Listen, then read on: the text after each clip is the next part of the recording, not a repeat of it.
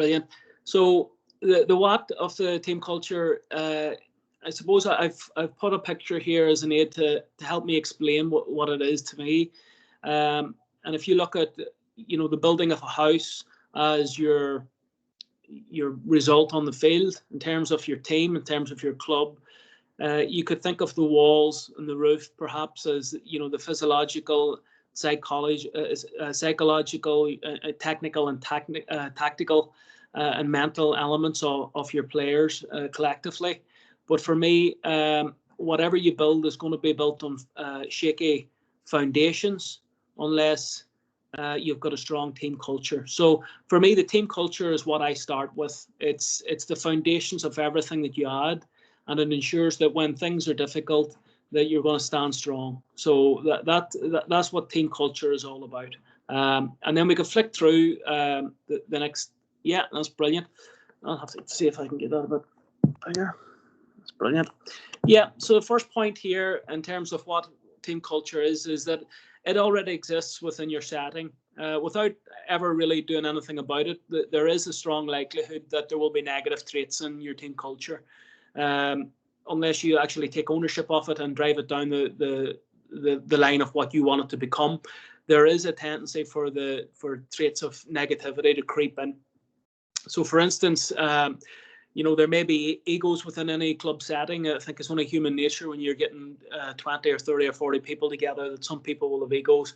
And left unchecked, that can have a destructive element into a team setting. There may be bad habits. There may be things like talking back to referees or skipping out on difficult trainings or coming late to trainings, things like that. And, it's those behaviours that make up what your team culture are. And the standards of a team culture generally is the worst behaviours that is accepted. That's the standard to which then the rest have to adhere.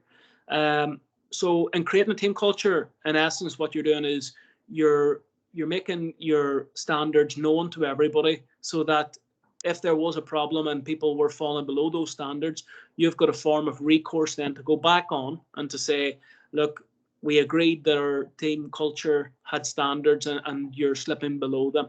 So that's one of the major benefits to having a team culture. So as I said here in the slide, it isn't the pictures that are on the wall. It isn't the words in a PowerPoint. It isn't the quotes that are printed onto a gym wall or anything like that. It's the habits of the players. It's, as I say, it's the worst habits or the worst behaviours that are tolerated within the group. That's what defines your team culture. So I think everybody would be in agreement that they'll want a more positive team culture than those traits. And it's a case then of making that the path that you wish to follow. So what I'll attempt to do today is try to give you some practical tips as to how to do that. So the agreed standards and values to which players and management adhere. Now, this is a really important one. When I talk about standards, they're agreed standards. The agreement comes between players and management, and it's very much a player-led scenario whereby the players have ownership over the concept. It's them that's driving it, and what that will do is it will help ensure that you've got buy-in from the players, and that's extremely important. If you were to give them a list of 10 rules and say to them, this is our team culture, this is what you have to do, it could be very, very difficult, and the likelihood is you would meet with great resistance. But if you give them the ownership of it and give them the opportunity to create the team culture, and you act as a facilitator as opposed to a dictator, then you're much more likely to achieve buy-in from the players through a collaboration rather than you dictating to them. So this is agreed standards, and those standards should reflect the training environment and the values, which is very important, to which the players want to be in and the management want to be in. Now, as a player and as a manager, you're going to spend a lot of time in the environment of training and games. You're going to spend a lot of time with that collection of players, and I think it's really, really important that it's a positive experience. If it's a negative experience and you're talking about a toxic team culture, especially at some of the more prevalent dropout rates age-wise, you're going to lose players. And it's really important that it's a fun environment and it's a productive environment, and that's reflected and everybody's values are taken into consideration, and then that's the environment in which they come into. I know this all sounds quite abstract at the moment, but we'll flesh it out, and I'll tell you how I go about trying to make that a reality. I've put down here on the last point that it can reflect club and parish or county themes. And what I mean by that is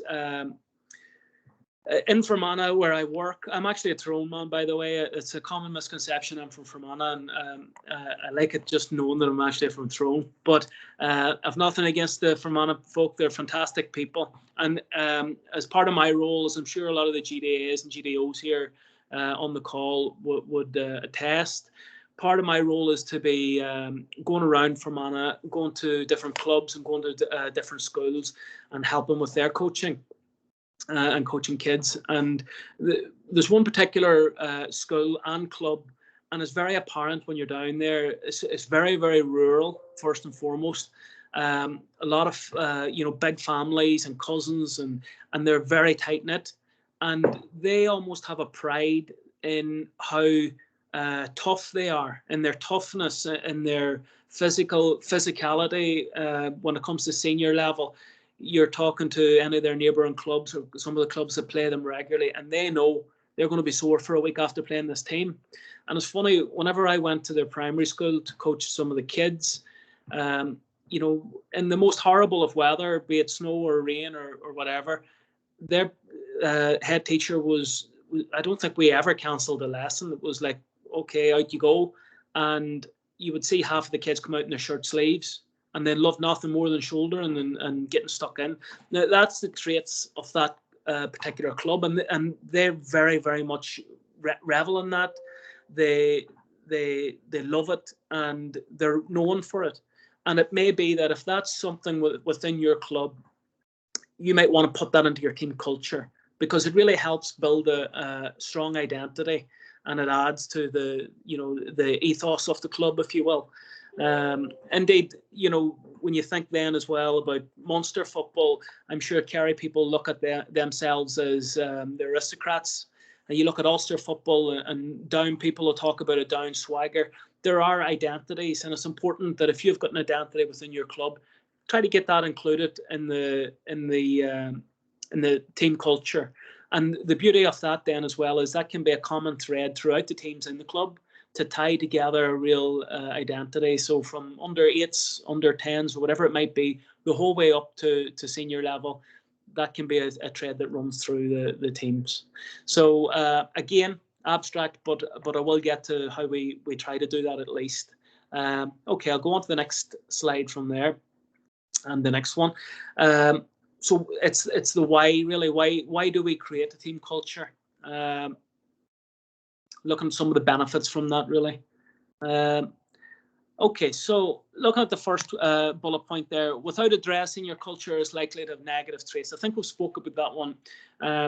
It's a bit like anything else. If it's just left to its own devices, bad habits have a way of creeping in, and that's probably the likelihood in your club, in your team, if you haven't had the opportunity to really drill down and talk about what you stand for and what you want to do going forward.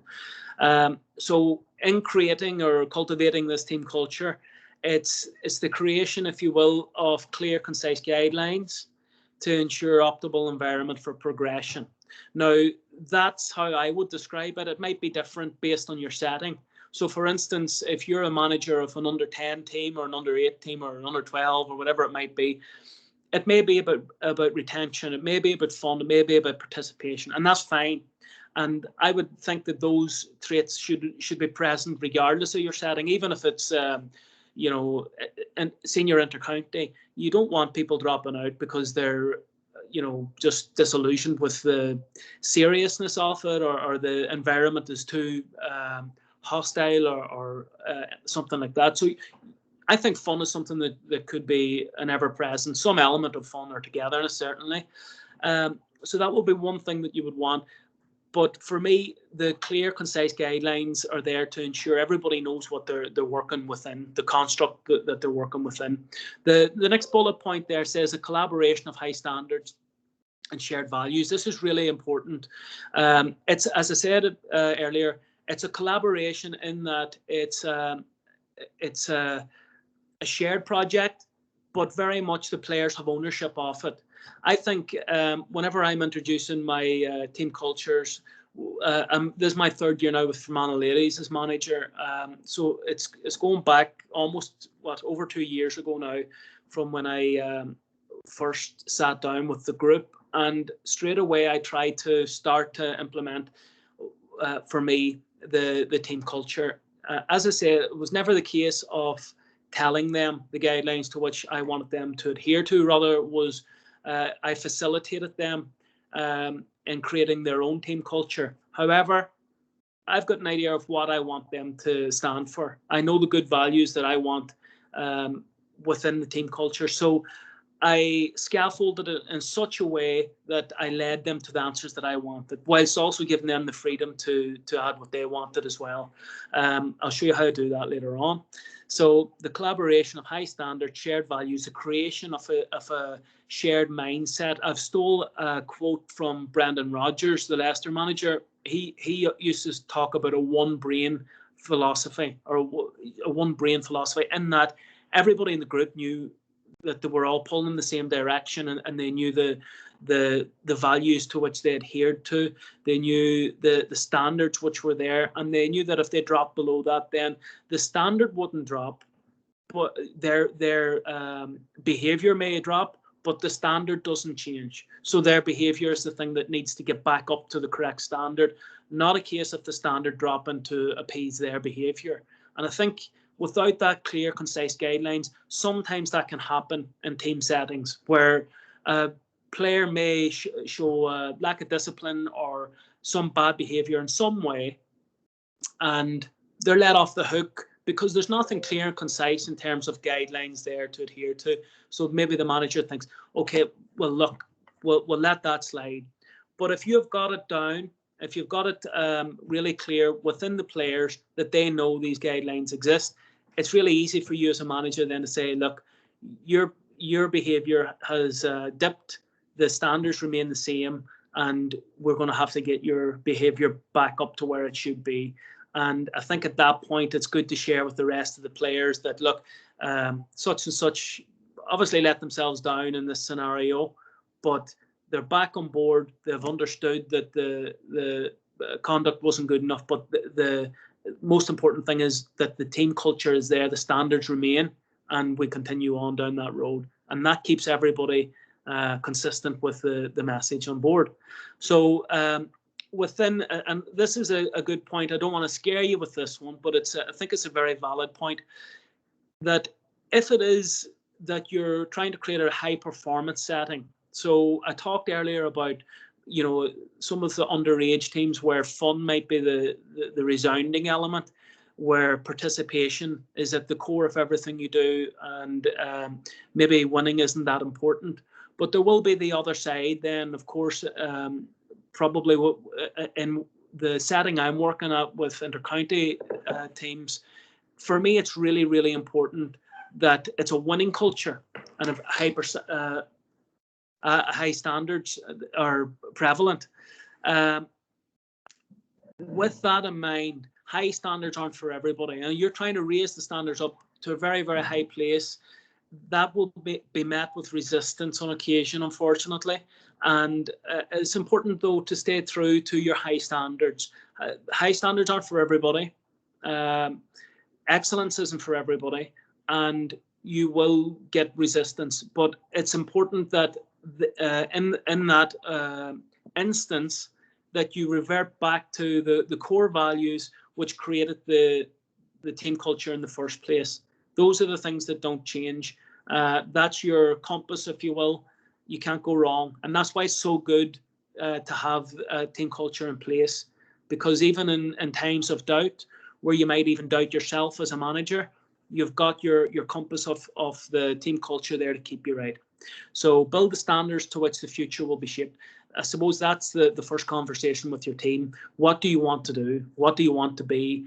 And in that occasion, if it is the case where, look, we want to be very successful on the field, we want to go out, we want to win things.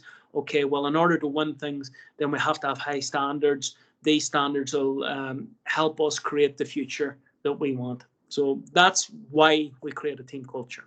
Okay, thank you, Kate. Okay, on to the next one. Who is included? So I suppose the easy answer is everybody. It's really important to make this all encompassing and to give everybody ownership of it. That's the first thing.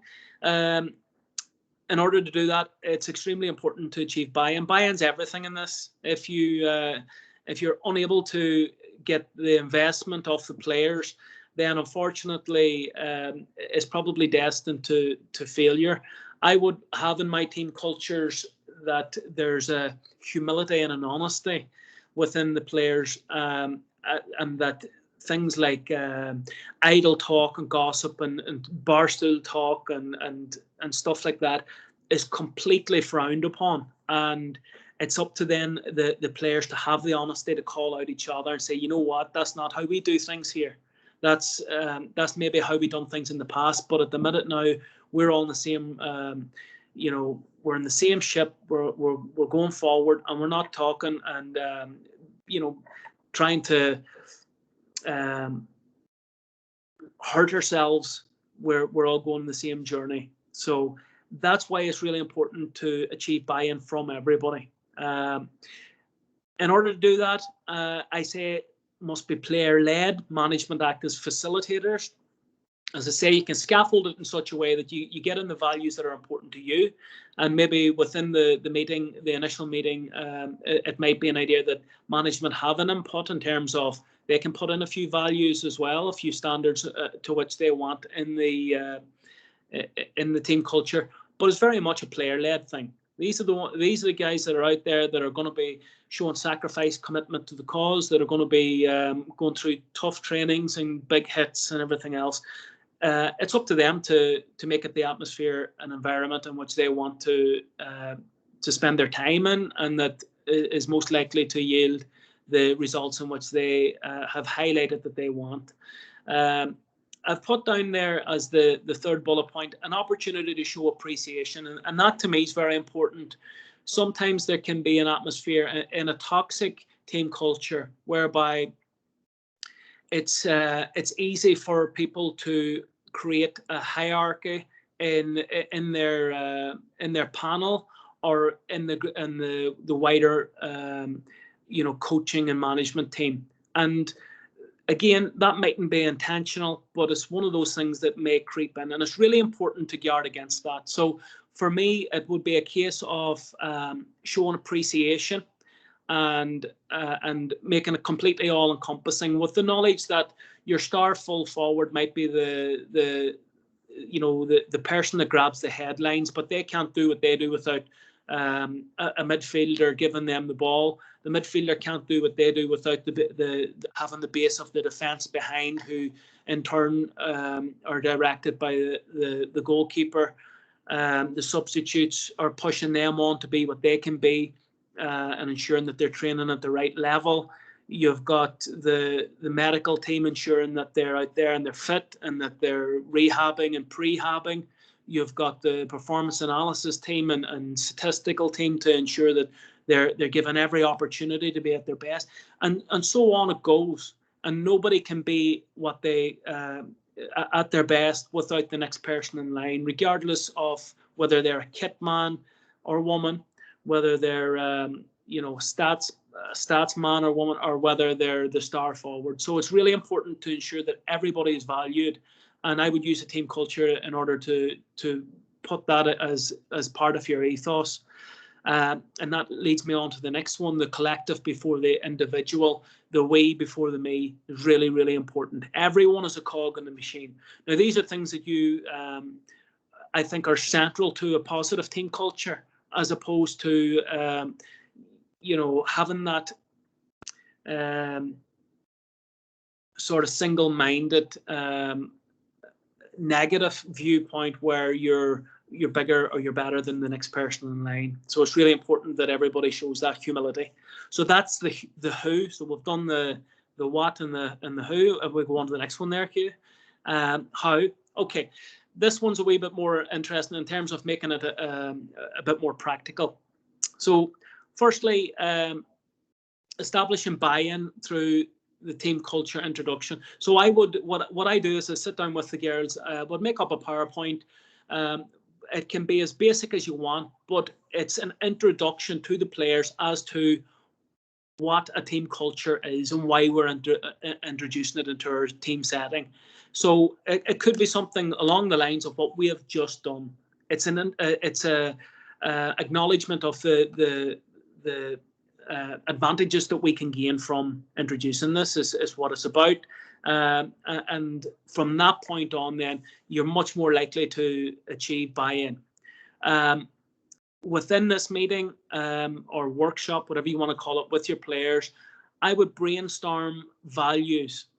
You give them the opportunity to have a think about what it means to them, what they want included. At this stage, they'll probably be coming up with things like, being on time or wearing club gear or county gear to trainings or meetings, or not shouting back at referees, things like that. And that's all really, really important and really, and I would go with that. Leading to the establishment of a code of conduct or agreed standard. Now, this is what it all leads to. Again, I've got a couple of pictures of what I've done, so you can have a better idea of what I'm talking about here. But ideally, at the end of this initial meeting with your team, I would have some sort of idea of the values all down on paper, and it might take another meeting or two, but what it would lead to eventually would be the establishment of a code of conduct, whereby you may have half a dozen or a dozen bullet points, and you've got things down there like it might be really practical things like arriving on time. Arriving 10 minutes early is on time is late. That's your standard. Or it might be a little bit more vague but all-encompassing, such as honesty, humility, dedication. Things like that, that'll encompass a whole lot of little practical things. Either way, it's almost like a set of guidelines or rules. I would use that word very loosely, but it's as I said before, it's almost a compass in which you all adhere to, management included. And at that point, I would get them all to sign it, take ownership of it, sign the document, and then you've got something to come back to if the standards slip. And that's really good, a really good tool to have. Very, very useful in my experience. Once you've got that, every training session, every meeting, every time that you're on a pitch side or during a match, whatever it might be, is an opportunity to reinforce those standards. You can reinforce them as a coach, as a management.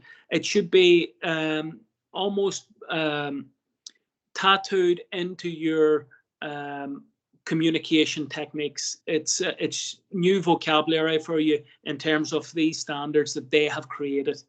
And in terms then of reinforcing it, how do you do it? So there's positive reinforcement or negative reinforcement. And I suppose my time in teaching has taught me that if, for instance, there was bad behavior in one corner of the classroom, and that's what you focused on, and you talked about this bad behavior and how it has to stop, you'll probably have that same bad behavior in the other three corners of the classroom before you're finished talking. But instead, if that bad behavior is occurring and you instead positively reinforce the good behavior that's going on by the majority, that's when you're going to see really, really striking results. And that's human nature, whether you're a child or an adult. So what I mean by that is concentrate on the brilliant things that's happening. For instance, look, you're sitting and listening so well. The listening from that table is excellent. This table are really, really ready to start working now. I'm just waiting on one more table. That's when they'll want some of that praise. So praise is a really important tool, and it's a great opportunity for you to reinforce those high standards in which you've set. Okay, there may be times in which you have to grasp the nettle and address really bad behavior that have fallen well below the standard. But I'm talking about reinforcing just good habits over and over again. Remind them how good they are being, and that's going to have a fantastic positive influence on the environment in which you create and the behaviors in which they make habit, I suppose is the right way to put it. So I've written via training, via workshops, via your everyday. Every day is an opportunity to forge these high standards and to realign the values in which they have established.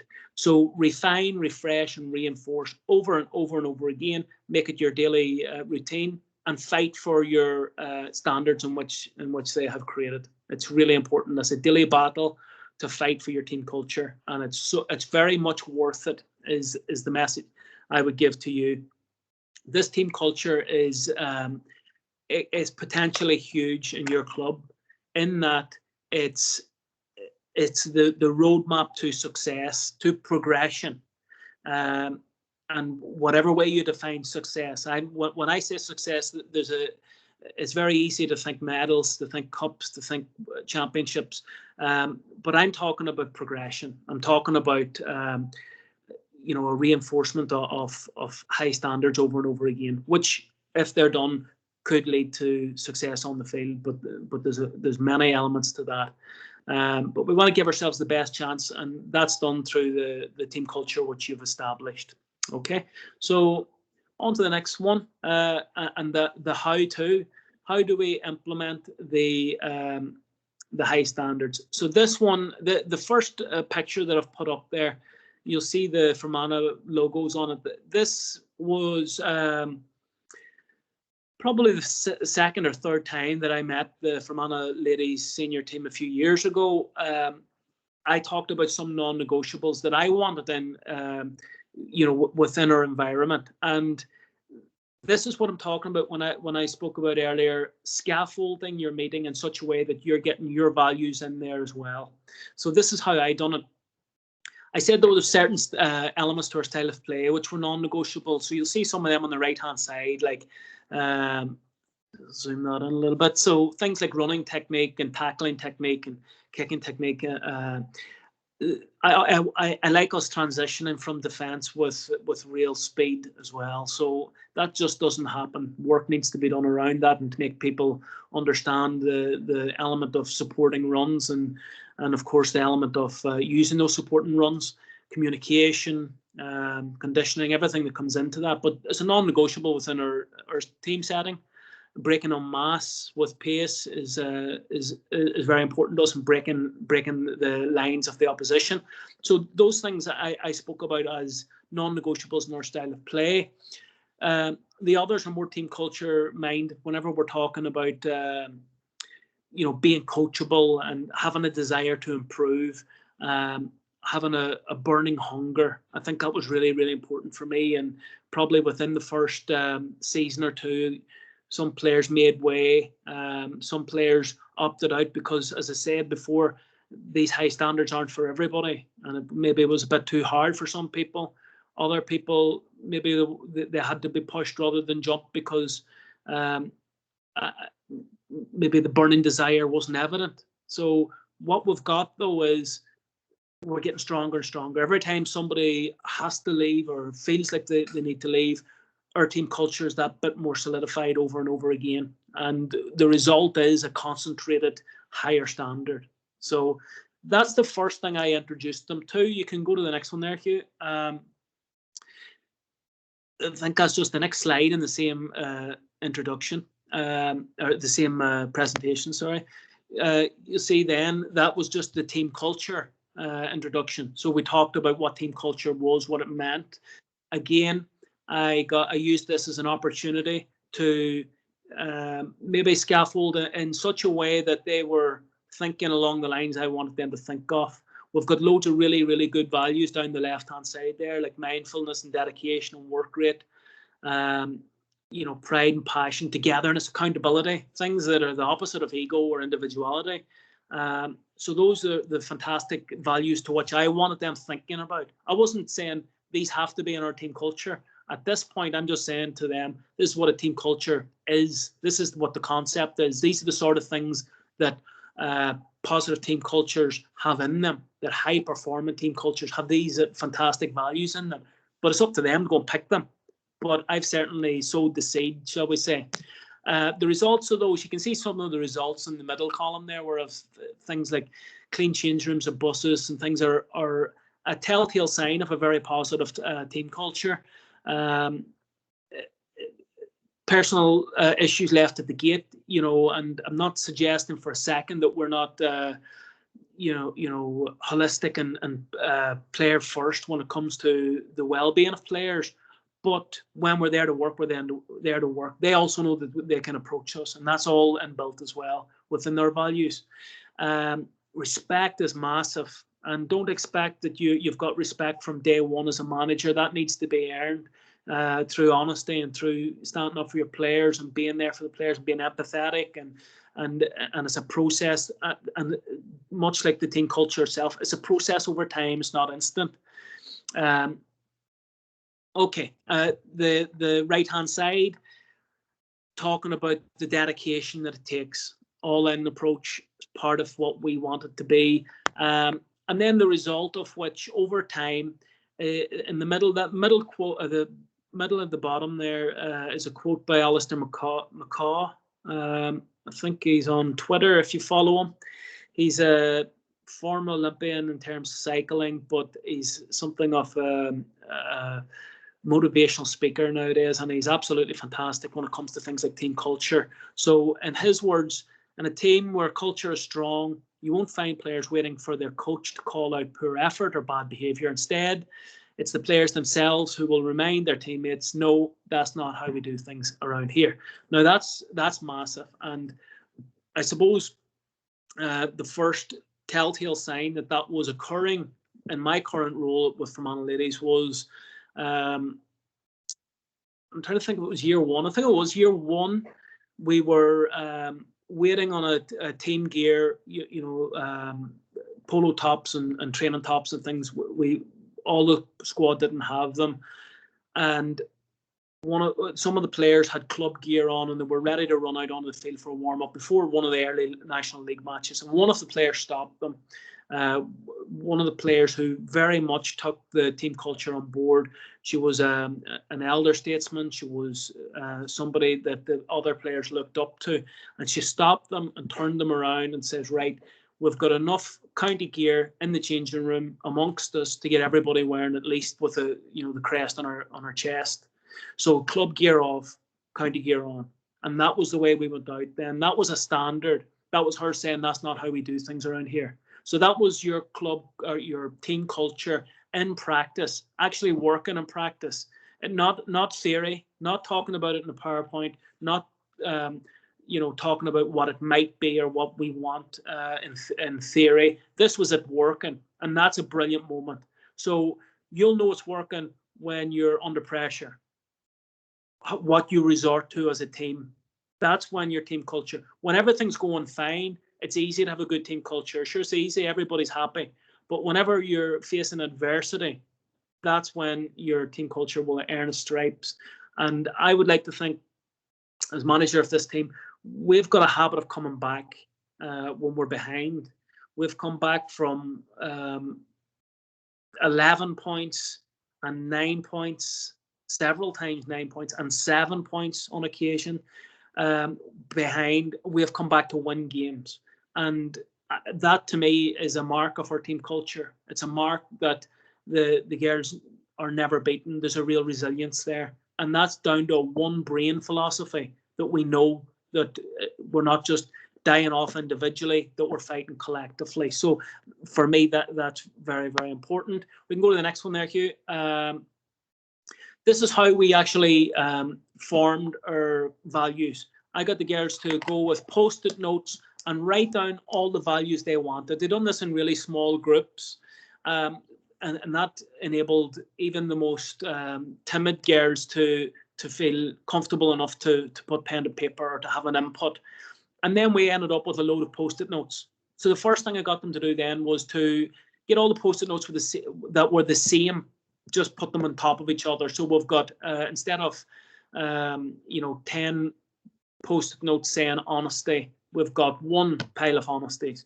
And then what I wanted was, I wanted them to create some headings that encompassed some of the similar Post-it notes. So commitment and dedication are very similar. Sacrifice, whatever, 3 are similar. We put them under a heading of all in, for instance, and they knew what that all in meant. So what we're doing is we're creating and compartmentalizing all the different values into strains. So the result of that is then that you're condensing a hell of a lot of information into simple compartments that the girls know what it means. So that's what we done next. The orange Post-it notes there are the headings. So we ended up with, I think there was probably about 11 or 12 of them. This was the first year. So if you go to the next one, Q, it actually shows the result. So this was 2019. You've probably got a dozen or so different values or standards there within our code of conduct.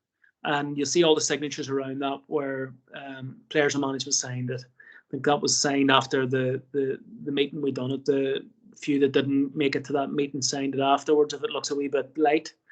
That was year one. What we done since then was we unpacked it all, rediscussed it, and we gave new headings, and we've sort of condensed it even more since then. And we've now got 7 strands, or 7 winning habits, is what we call it, and everything's encompassed within those 7. So all of that stuff and other stuff is now packaged a little bit neater, I suppose. But that was our first attempt, and it's important that you're not expecting it to be perfect. All it is, it's a working document. Is something that's ever evolving.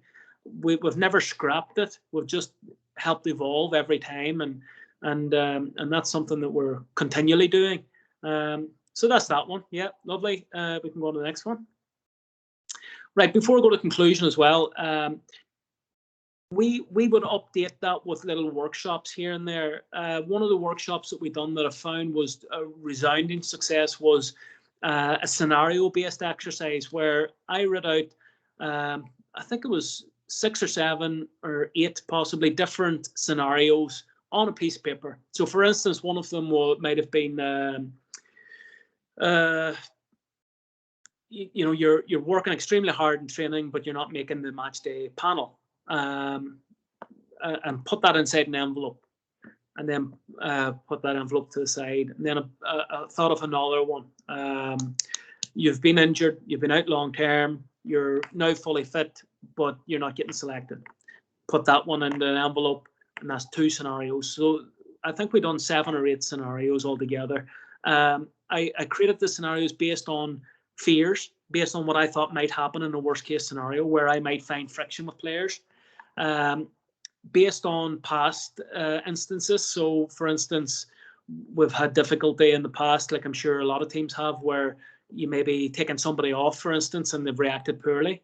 So I put that down as a scenario. So now you've got all these scenarios, and again, put them into small groups and let them pick an envelope each, and then discuss how they would use our team culture to circumnavigate any problems. How would you ideally deal with the situation? So then this scenario-based training is sort of putting the thing right round on itself. So instead of talking about values, what you're talking about here is a problem, and how do you use values to get you out of that? So this value-led situation that we've got, how is that going to help us? And the stuff we got back from the players was absolutely phenomenal. It was brilliant, really, really good. So that's an exercise that I would highly recommend. Now, the other thing, well, actually, it's one of these bullet points, so I won't bother saying that. Okay, first bullet point. And agreed, in conclusion, it's a agreed set of standards but they won't guarantee perfect conduct, but it makes it sure everybody knows what is expected. This is a real key point. Don't expect your code of conduct to clean everything up. You'll still probably have discipline problems or behavior problems or people unhappy or people unable to communicate effectively. You know, it's not going to deal with every problem, unfortunately, that is likely to happen. Problems will still occur, but what it will give you, a good team culture certainly will provide you the guidelines to which you and your players adhere to. So in the event that there is a problem, you can go back to the guidelines and say, again, look, you've signed this piece of paper, you come up with the guidelines, you come up with these values, you signed a piece of paper, and now your behavior has fallen short of that. Now, the code of conduct won't change. The values and standards to which are included in the code of conduct aren't going to dilute themselves to adhere to your behavior. Your behavior has to get back to where it should be. So it's a really useful tool in those circumstances. I found it a brilliant tool. That's not to say, in my experience, even with that as a tool, I've still been forced with players here and there saying, sticking to their guns and saying, I'm right, you're wrong. And in that occasion, it may be that you move on without them. And that's what I've done in the past. And what I've found, and believe me, a traumatic experience, and it's never easy. But what I found was the players respected my decision because I stayed true to the values to which they have created. And there's a real power in that, a real togetherness in the aftermath of that. So the next one, team culture employed through the ranks can encourage togetherness and club pride. I'm going to touch really, really briefly here on this in terms of trying to draw a theme throughout a club, because I know this is something that's been spoke about any time that I'm talking about team culture. How do you make a team culture throughout a whole club as opposed to a team culture with one team? Now, say, for instance, that you were working with, if you're a coaching officer for your club, for instance, and you sat down and you done the team culture workshop with your senior players, and they might come up with things like, as their values, things like teamwork, collaboration, communication, as one of their values.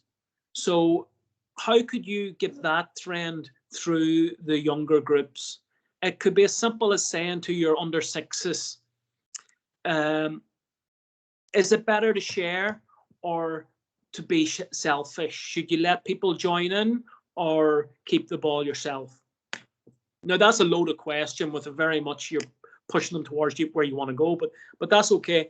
They'll normally come back with, yeah, it's better to share. Sharing's caring and all that. So that's fine. That mightn't be quite as intricate as saying, collaboration or communication or teamwork or things like that. But very much you have sowed the seed of a similar line of thinking to which can connect teams throughout your club. The same thing if you were talking about for your seniors, you might be talking about positivity or good body language. You might be talking about no back chat to the referee, not getting involved with spectators, things like that. If you're trying to, again, ingrain the same thing throughout your club, maybe for the under sixes, you might ask them, is it better to play with a smile or play with a frown? And again, easy for them to say then, you know what, it's better to be happy. Play with a smile, that's better. I want to be happy. Brilliant. So instantly then you've got that positivity running through your club. Or if you're looking towards work rate and focus, things like that your seniors have identified, you might ask your under sixes, is it better to try your best or should you stop when it gets hard?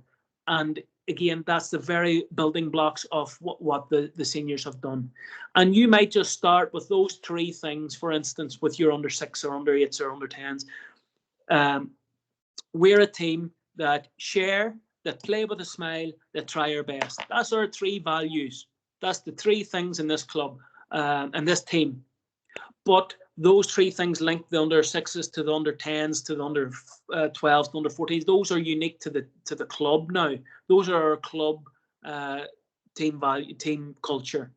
So that's how I would link the underage with the senior and try to find a thread that runs through. And again, if it is the case, then that you've got something within your town or club that you want to marry up that's unique to you, then I would certainly go with that as well throughout the age groups.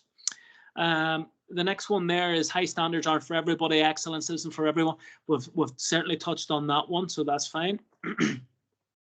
And this one again, look, when it comes to your team culture, in the same way when it comes to training teams and when it comes to trying to improve as a player, strive for progression, strive for better. Don't be looking for perfection.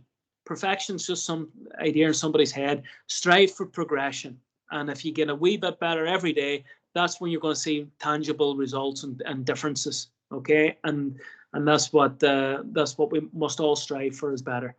Okay, so yeah, if we go on to the next slide, what I've got on here, if you click a few times there, Q, is firstly an invitation to ask any questions, leave any feedback. I've got my email address on there if anybody wants to contact me directly, and I've also got a Twitter address. I think if you, yeah, my Twitter handle is on there as well. I suppose from my point of view, look, I hope there's a few questions that have been noted down. I'd be more than happy to address them. I would thank you all very much. I hope I haven't waffled and bored you. And the last thing I must do is apologise as well, because I never even referenced this after Hugh had introduced me. But apologies for the Wicklow ladies there a few months ago. It was a brilliant contest, and I've got absolutely no doubts they'll be back up next year. They're a super team and a lot of really great players. And for me, I think that there was a good culture there within that group, looking at the way they conducted themselves and from the line and everything else. So, yeah, thanks again. And if there's any questions now, Q, if you want to field them, I'll be happy to have some input.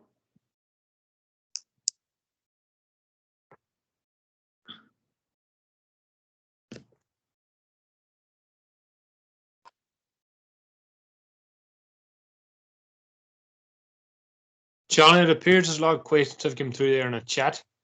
I don't know if you can read them or not. I'll have a go here.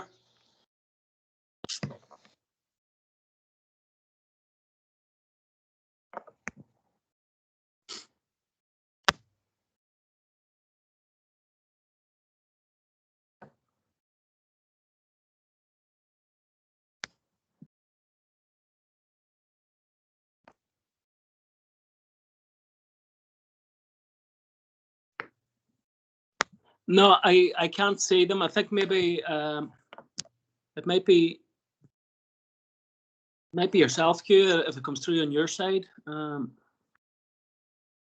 see.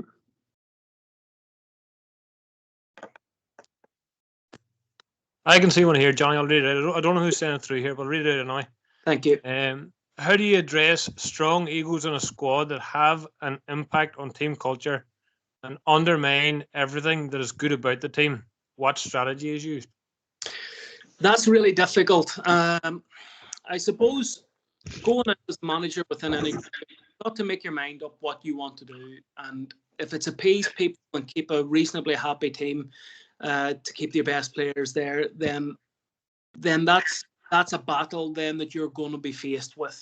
For me, I made it clear personally that egos were to be checked at the door, that nobody was more important than the next person, and that everybody had to adhere to the shared values in which the team culture encompassed. At that point, that gave me the license then to I suppose take behaviours that were, individual, selfish, and to call them out. And look, I make no bones about it. I've had difficulties in that, and it's resulted in really, really good players not being around anymore. And I'm at ease with that. But the important thing here is consistency and communication. Consistency in that everybody gets that way. Everybody adheres to the values. The values don't. So that consistency is your way out of conflict. And communication in that the players know. And once the players know, they have no form of recourse. They can't come back and say, well, I didn't know that, or you're being unfair because you let that one away with it, but you didn't let me away with it. So once you take those two things away, take the consistency as a problem or communication as a problem, take them two out of it, then what you've got is you've got your team culture as a compass. And if the behaviours drop below that, then those behaviours are tolerated. And that's a difficulty for a manager. But for me, I had to stay true to the values and to the majority. And in those cases, then, even in the year gone by, we've had to part ways with players. Yeah, I'm sorry there, Johnny. I was talking away to myself. I was on mute there. All right. There was another one there to come in there. I don't know if I got the other ones. Is there any point in having agreed punishments for those breaking the rules, late for training, poor discipline in matches, etc.? Yes, in terms of, you've seen a lot of the Premiership clubs there, for instance, will have fines. I suppose that's all fine and well when you're earning thousands a week, but fines are I've been involved with teams as a player in the past where if you were late, you were doing sprints or things like that. So yes, as long as again that is consistent along the lines and that is communicated and everybody knows, yeah, and that's fine in those instances. Me personally, I prefer, as I say, positive reinforcement than negative.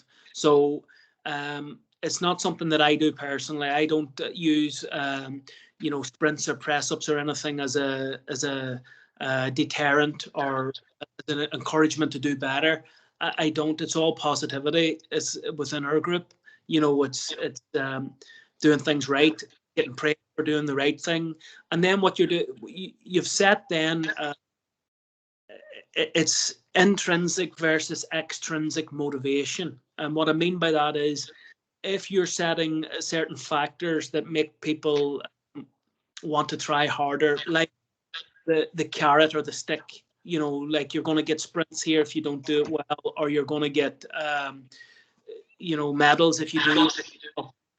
Those are all fine, but those are intrinsic motivation. Intrinsic motivation are more effective. That's the burden of the player, and they want to do it for themselves. And once you tap into that, that's much more powerful and it's much more longer lasting than leading with fear or leading with incentives, external incentives. So instead, it would be a case for me to forge relationships, get really, really strong relationships. That's what it's all about. It's a human interaction game, and it's the stronger the relationship you have with the player, the better. And once you know them really well, and you're talking about their progress as a player and as a person, importantly, then you can start to develop them as people. And they're doing it because they want to do it. So, for me, if they're 3 years, you're 5 minutes late, you're doing sprints, that would be insulting. It would be insulting within our relationship. I've got more respect for them than that, and they've got more respect for the process they're ingrained in. But that doesn't mean that there isn't a place for it. I remember in one club, actually, when I played in England, I lived in England for 17 years, and I played all my football for one club.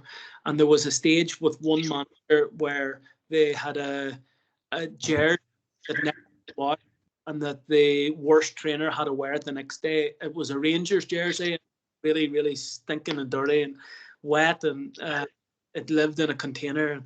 That was the punishment, but I wouldn't personally do that, no. Another question there, John. What age group do you feel can have a meaningful input into team culture creation? At a younger age would include parents, even in listening mode, in the conversation around culture. Yeah, I think the younger the better that you're getting this ingrained in them, because if you're talking about bad habits been prevalent throughout their youth development, and then they're coming in at even minor level. There's going to be habits ingrained at that stage where they're going to be really difficult to get out. And I know from experience that being the case. Whereas if that healthy team culture is worked throughout the age groups, you're going to have a much better person to train whenever they're minor and senior level. So for me, the earlier the better. I would make a part of the nursery, absolutely, within any club, whereby you're talking about values and what you stand for, and you'll probably be able to identify if you're working with that foundation age group.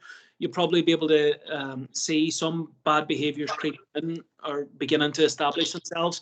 At that point is a brilliant point to have a wee conversation about it.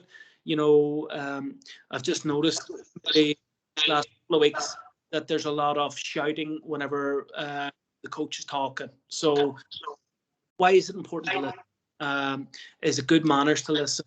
Then we become a really good listening team, and that's a value then. So we're a really good listening team, and keep them not over and over again.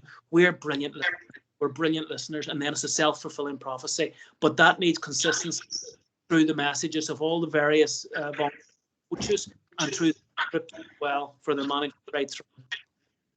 Yeah, there's one final question there, John.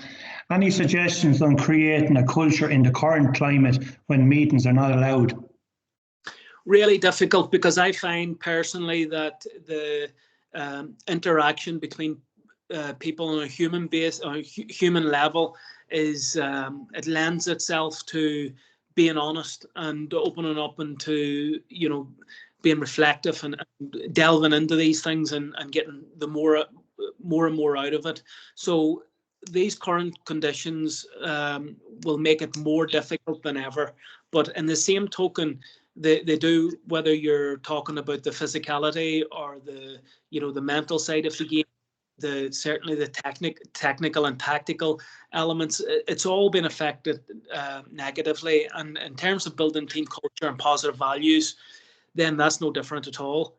What I would say is that there still exists the opportunity to do that, and technology now has become more and more important than ever. And I know even my own practice now is and I'm sure the same with most managers, is affected now with technology more than it's ever been. And I think there's a place for it as well. We have done bits and pieces on team culture this last few weeks, trying to get some meetings and keep together as a team and get some things maybe chalked off before we're out with a limited opportunity to have meetings and stuff. I want to get some of it done via Zoom, and I feel that it's been working reasonably well, I've been honest. That's with the difficulty of trying to integrate some new players and things into the group as well. So it's not easy and it's not without problems, but there's still an opportunity to do that. I would suggest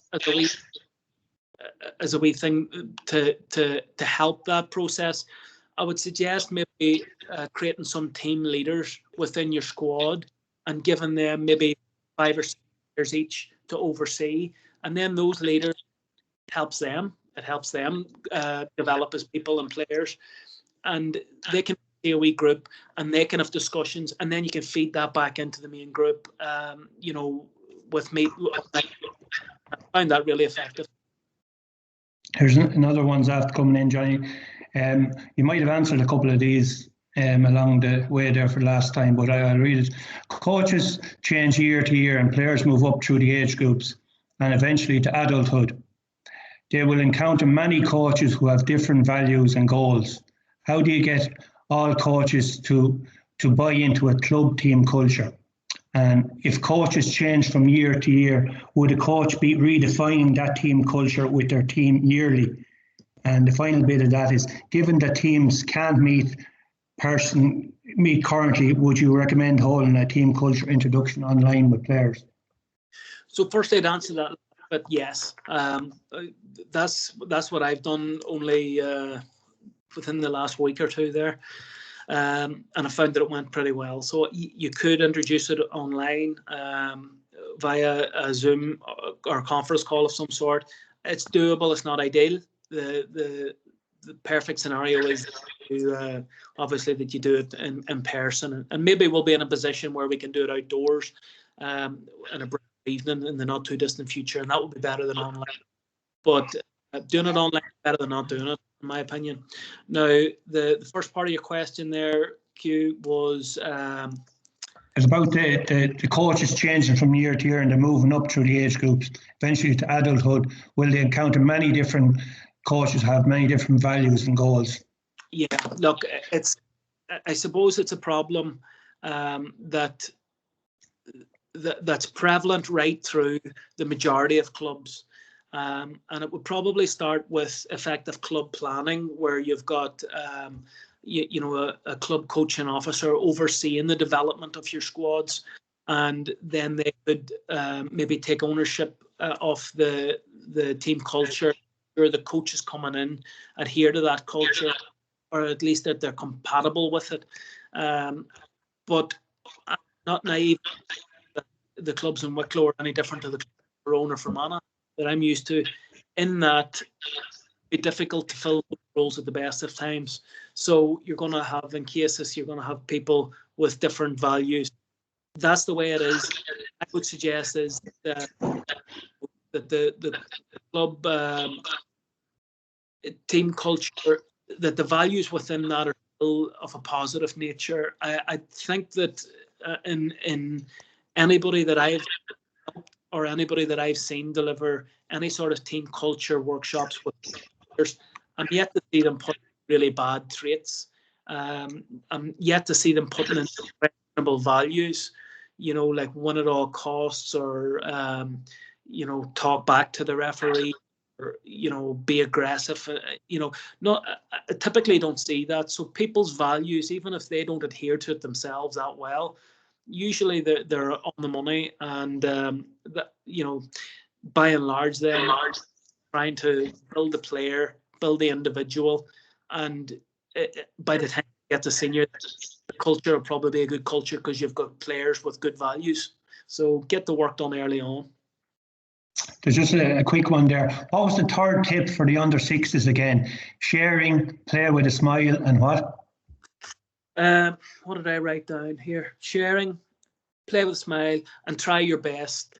Now, those are only examples. I would probably try to distill the values of the senior team. If you wanted to have a similar thread running through your club, I would try to instill the values of the senior team and simplify those. But by and large, look, you're probably going to get back from your senior, probably going to get back work rate and focus and things like that anyway. And there's nothing to say that you can't do a wee individual team culture workshop with your young ones without even touching base with the seniors. As I said, as long as the values are good, then it's a very worthwhile exercise, and it's going to ensure that the values, then you're nipping problems in the bud, you're making better people, and you're making better, easier trained athletes in the long term. Okay, we'll take one last question here, Johnny, because in fair play to you, I have to give him a lot of time there tonight.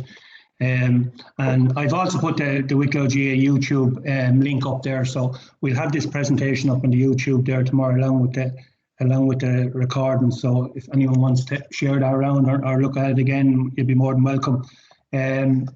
Is it a good idea to have a meeting with parents and have them sign a code of conduct for juvenile set up in their children? Yeah, absolutely.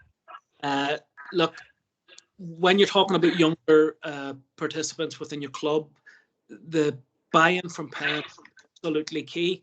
And when you're talking about trying to make children with good habits and good values and good behaviours, and they're coming from an environment that, to the contrary, at home, then it's very, very difficult. So if you've got an opportunity to have parents in the room when you're talking about good behaviours and good values, please don't underestimate the profound effect on parents. You can be teaching the parents as much as you can be teaching the kids, and if their values and behaviours improve at home as a result of this, you're going to be left with a player who's very much easier to deal with. And so to answer your question, get your parents in when you're talking about the younger children, and get them buying into this big time, because you know what you do as a coach for 2 or 3 hours a week pales into significance compared to them being with their parents the rest of the time. So the more they buy into it, the better. Yeah, thanks, Johnny. And it's just something like a few notes I took here. Just like this, the topic tonight is something that could drag a team and players down. And sometimes when you're doing it and you're challenged and things, it's like swimming against the tide on some of the occasions. So what I'm really asking the coaches here tonight, when they're going back to their clubs, to look at themselves, look at their teams, look at their players, look at their cultures, their standards, their values, and sit down with your players and management, and what can you agree on? What can you change? I suppose attitude will be up there, habits and behaviours, conduct.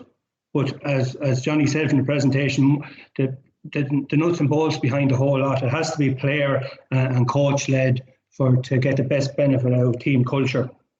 And at the end, what you're going to see, it's going to reduce some issues and problems that occur during the year. It won't eliminate them for good, but certainly might reduce some of the issues that you're going to encounter during the year. Yeah, absolutely. And I'd probably add to that, Q, just by saying that you will have noticed that I didn't explicitly tell you what should be on your code of conduct or what your team culture should look like, because obviously that is a player-led thing and a coach-facilitated thing, and it must come from you. So that conversation is one that's really important with your players, that includes humility, and that will give you the pathway then to achieve what you want to achieve as a club, as a team. So yeah, look, I think it's a fantastic thing. It's got the ability to make a good team great, and it's got the ability to ensure that problems that do occur have got a resolution. I've got somewhere to sort it out. It's your code of ethics, it's your code of conduct, and it's your pathway to better things all in one. Yeah, I'll just finally wrap up, Johnny. Thank you for your time and your contribution to the webinar tonight. And I know a lot of planning went into it on behalf of yourselves to prepare the webinar and that as well. So we certainly in Wicklow appreciate you coming on tonight to deliver this to our coaches. And no thanks problem. very much. Thanks again for the invitation. Sorry about the technical problems at the start, but invitation. Thank you. Okay, thanks then, John. Thanks, Megan.